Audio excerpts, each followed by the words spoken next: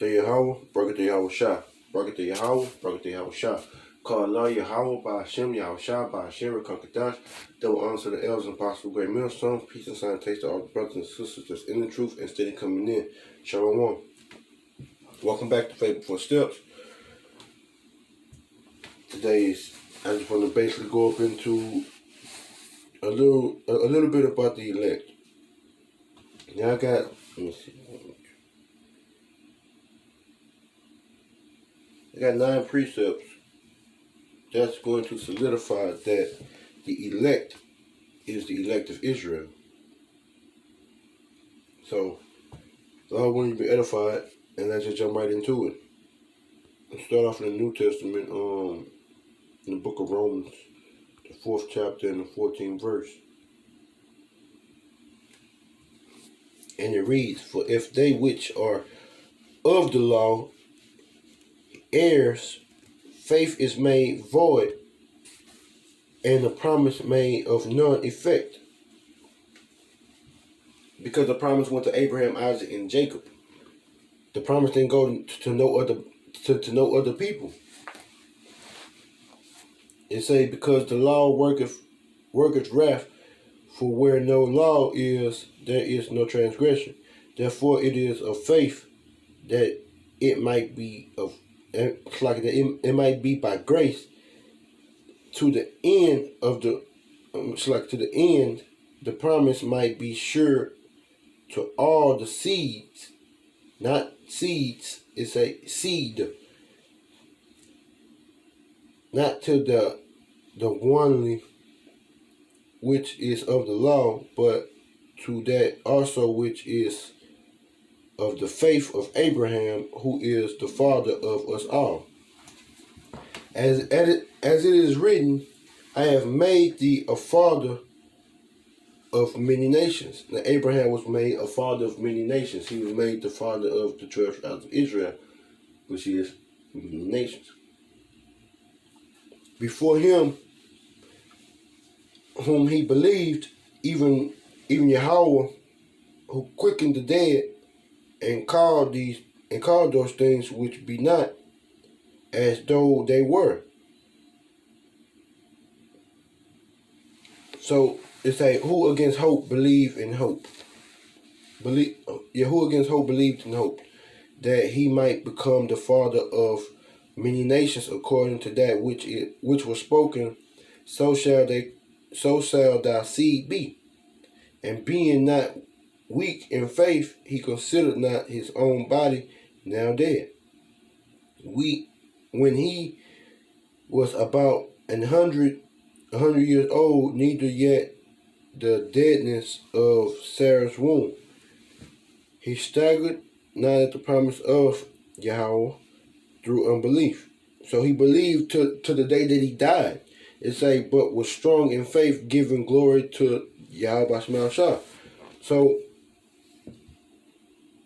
it say, and being fully persuaded that what he had promised, he was able also to perform.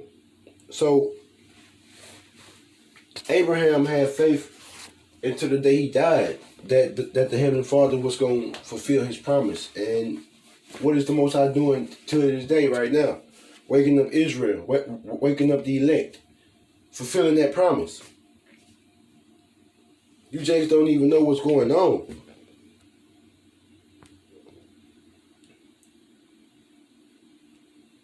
It's through the Most High, Yahweh Shah, that we are being woken up. Not your own accord.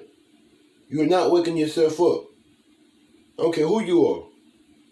It say that the blessing of Abraham might come on the Gentiles, which are the Hebrew, which are the Israelite foreigners. Because no other nation can get converted or grafted in until being an Israelite. Abraham was an Israelite.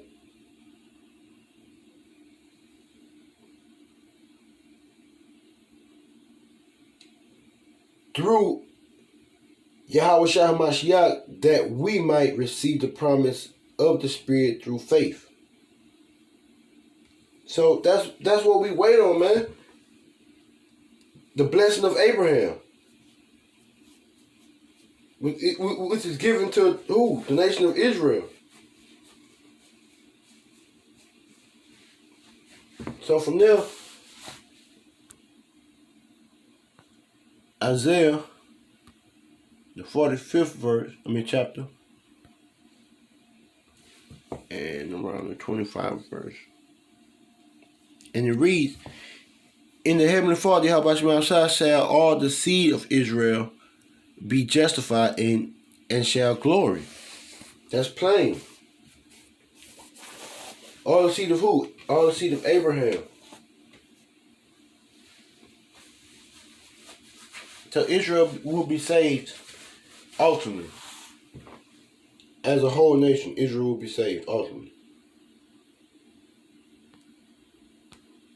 Isaiah 61 and 1. And it reads, the Spirit of the Heavenly Father, Yahweh Shemashah, is upon me, because the Heavenly Father, Yahweh Shemashah, had anointed me to preach good tidings unto the meek. And who is the meek? The Israelites. He had sent me to bind up the brokenhearted, to proclaim liberty to the captives, and the opening of the prisons to them that are bound, to proclaim the acceptable year of the Heavenly Father, Yahweh Shemashah, and the day of vengeance of our power, to comfort all that mourn.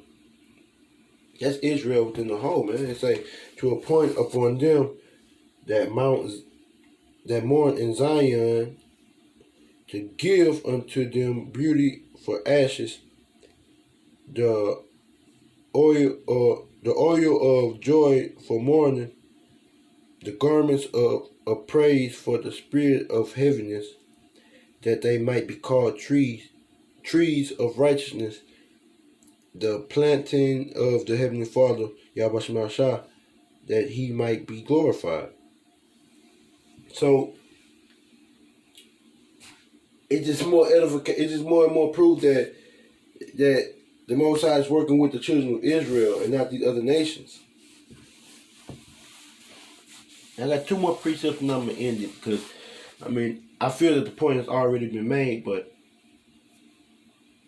it's still more. It's still more to be said. Isaiah 14 and 1. And it reads, for the Heavenly Father, Yahweh Shemashah, will have mercy on Jacob and will yet choose Israel and set them in their own land, which is what? The land of Israel. It say, and the strangers shall be joined with them, which are the Israelite foreigners who are coming back to the wisdom, not to understanding of the Heavenly Father, Yahweh Shemashah, and they shall cleave to the house of Jacob. Now this is where it gets interesting. Verse 2. And the people shall take them and bring them to their place. And we're going to take these other nations and bring them to their place, which is what? Being slaves and bondmen and bondwomen. It say, and the house of Israel shall possess them in the land of the Heavenly Father, Yahweh Shemashah, for servants and handmaids, and they shall take them captives who captives they were, and they shall rule over their oppressors, which are these Edomites and these other nations, their oppressors. Now, this is where it gets more interesting. Isaiah 14:21. It say, prepare slaughter for the children of the iniquity of their father. Because Esau's whole thing is that nobody can bring him down and nobody can punish him. The Most High is going to bring you down. The Most High is going to punish you for all the wickedness and all and all your witchcraft and all your agendas that you try to bring against the men of the Lord and against the Israelites. You're going to be destroyed for it. Because you destroy the nation, the Most High is going to destroy you and your nation. He's going to wipe you totally off. He's going to eradicate you. It say that they do not rise nor possess the land nor fill the face of the world with cities. For I will raise up against them, saith the Heavenly Father, Yahweh Shemashah of armies, and cut off from Babylon the name and the remnant and son and nephew, saith the Heavenly Father, Yahweh Shemashah. So it's going to be a total destruction that's going to happen in this place, but through that destruction, it's going to be a great delivery too, though. The elect is going to be delivered from this destruction, from the destruction that's going to happen in America, which is Babylon the Great in the spirit. I mean, in the scriptures, and which is known as spiritually Egypt and Sodom and Gomorrah. So the place has to be it has to be destroyed. It has to go down. Now, my last precept that I want to get.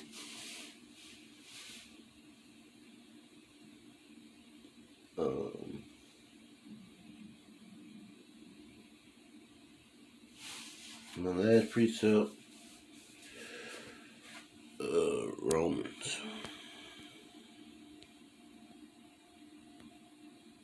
Romans 8:20.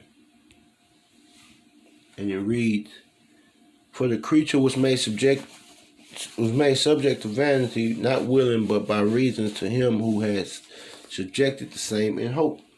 And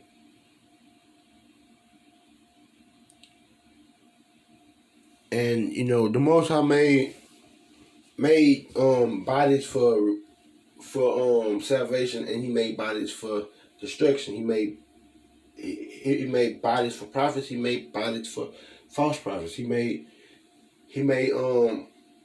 salvation for the elect. He made the destruction for the non-elect, for the 2/3. So everything is done through Yahweh Shah, and